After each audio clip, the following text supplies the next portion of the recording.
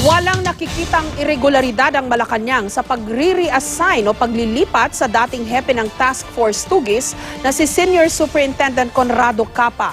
Ang grupo ni Capa ang umaresto kamakailan sa itinuturong utak ng bilyon-bilyon pisong housing loan scam na si Delphine Lee. Patuloy pa rin ang paglalabas ng sama ng loob ni Capa kahit pinagbawalan na raw siyang magsalita tungkol sa issue. May report si Isay Reyes. Bakit after nahuli ko si Delphine Lee, bakit ako natanggal? Dinala sa Cebu, bakit? This is what I get, sabi ko, for arresting Delphine Lee.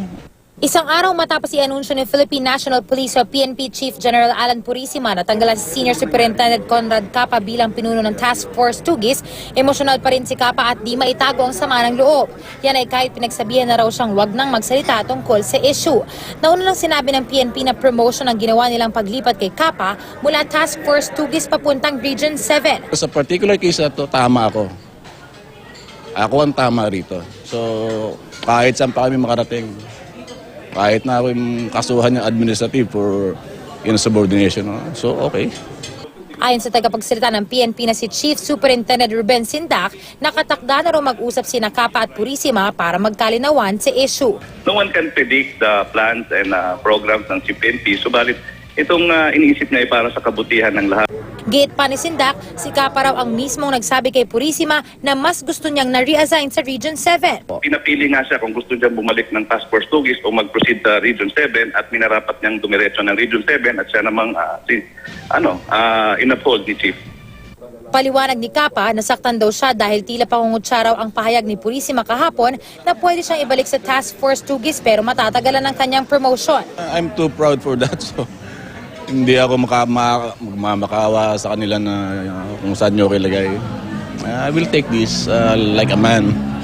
Hindi ako magugutom pag hindi na ako pulis, sabi ko nga sa asawa ko. Ang Malacanang, wala raw nakikitang mali sa pag-reassign kay Capa. Ayon sa kanilang impormasyon, hindi naman daw minamaliit ng PNP ang mga accomplishment ni Capa. They were actually planning a ceremony, a congratulatory ceremony for Task Force Usig. And that it was supposed to be a surprise, but because of recent events that they had to say that yes, something was indeed in the works.